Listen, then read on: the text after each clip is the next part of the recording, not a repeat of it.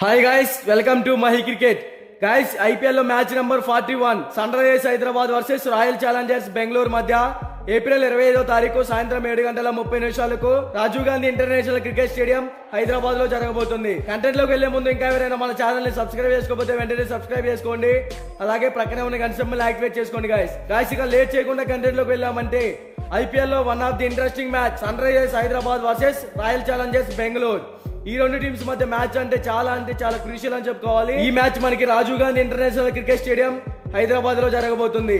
Hyderabad pitch reports గురించి మాట్లాడుకుంటే ఈ పిచ్ అనేది బ్యాటింగ్ కి ఫ్రెండ్లీ పిచ్, అలాగే చేసింగ్ చేసే టీం కి కూడా అనుకూలంగా ఉంటుంది. ఈ వెన్యూలో ఇప్పటి వరకు టోటల్ గా 71 మ్యాచెస్ జరిగాయి. అందులో ఫస్ట్ బ్యాటింగ్ చేసిన టీం 39% అయితే విన్ అయింది, సెకండ్ బ్యాటింగ్ చేసిన టీం 59% అయితే విన్ అయింది. సో ఇక్కడే మనం అర్థం చేసుకోవచ్చు, టాస్ విన్ అయితే ముందుగా బౌలింగ్ ఎంచుకుంటేనే విన్ అయ్యే ఛాన్సెస్ అయితే ఎక్కువగా ఉంటాయి. ఇక బోత్ టీమ్స్ కి సంబంధించిన హెడ్ టు హెడ్ గురించి మాట్లాడుకుంటే ఇప్పటి వరకు ఈ రెండు టీమ్స్ మధ్య టోటల్ గా 24 మ్యాచెస్ అయితే జరిగాయి. అందులో రాయల్ ఛాలెంజర్స్ బెంగళూరు 10 మ్యాచెస్ అయితే విన్ అయింది, సన్ రైజర్స్ హైదరాబాద్ 13 మ్యాచెస్ అయితే విన్ అయింది.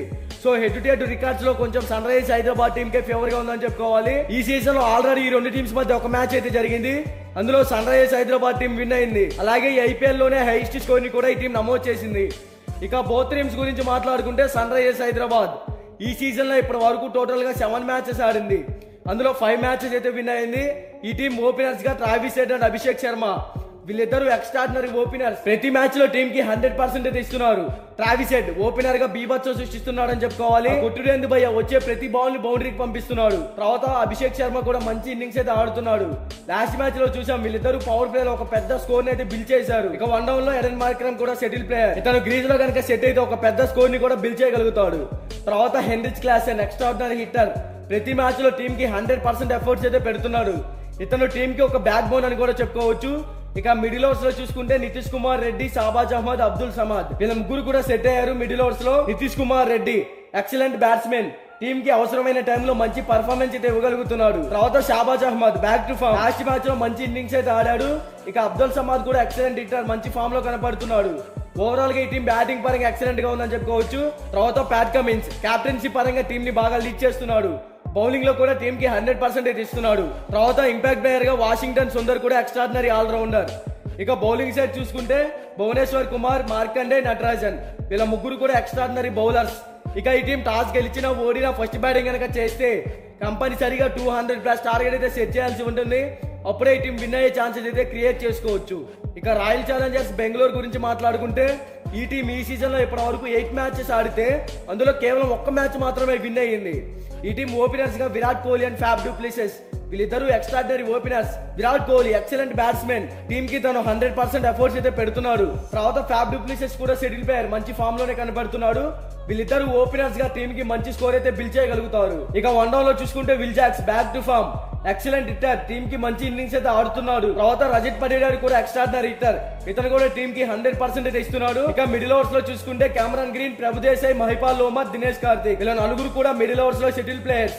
కెమెరాన్ గ్రీన్ బౌలింగ్ పరంగా సెట్ అయ్యాడు, కానీ బ్యాటింగ్ పరంగా అంత పర్ఫార్మెన్స్ అయితే ఇవ్వలేకపోతున్నాడు. ఇంకా కొంచెం ఇంప్రూవ్ అయితేనే టీం కి బెనిఫిట్ గా ఉంటుంది. తర్వాత ప్రభుదేశాయ్ లాస్ట్ మ్యాచ్ లో ఇంపాక్ట్ ప్లేయర్ గా టీం లోకి వచ్చాడు, ఇతను కూడా మంచి పర్ఫార్మెన్స్ అయితే ఇవ్వగలుగుతున్నాడు. ఇక మహిపాల్ లోమర్ మంచి స్టెబిలిటీ ఉన్న ప్లేయర్, కానీ కొంచెం ఇంప్రూవ్ అవ్వాలి, అప్పుడే ఈ టీం మిడిల్ ఓవర్స్ లో కొంచెం స్ట్రాంగ్ గా కనబడుతుంది. ఇక దినేష్ కార్తిక్ ఎక్స్ట్రాడినరీ హిట్టర్, ప్రతి మ్యాచ్ లో టీం కి 100% ఎఫర్ట్స్ అయితే పెడుతున్నాడు. టీం కి యాజ్ ఎ వికెట్ కీపర్ గా, యాజ్ ఎ బ్యాట్స్మెన్ గా సెట్ అయ్యారని చెప్పుకోవచ్చు. ఇక బౌలింగ్ సైడ్ చూసుకుంటే కరణ్ శర్మ, సిరాజ్, ఫెర్గ్యూసన్, ఎస్ దయాల్ ఇలా నలుగురు కూడా సెటిల్ బౌలర్సే, కానీ బౌలింగ్ పరంగా అంత పర్ఫార్మెన్స్ అయితే ఇవ్వలేకపోతున్నారు. ఈ టీం బ్యాడ్ లక్ ఏంటో కానీ విన్ అయ్యే మ్యాచ్ ని కూడా ఓడిపోతున్నారు.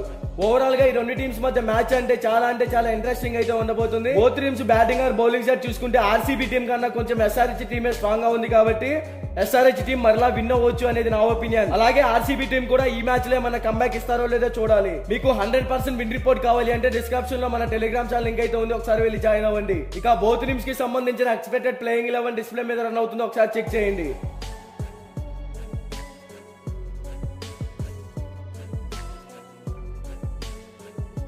మీకు ఈ వీడియో నచ్చినట్లయితే లైక్ చేయండి, కామెంట్ చేయండి, సబ్స్క్రైబ్ చేసుకోండి. అలాగే ప్రక్కనే ఉన్న గంట సింబల్ యాక్టివేట్ చేసుకోండి. Thank you for watching.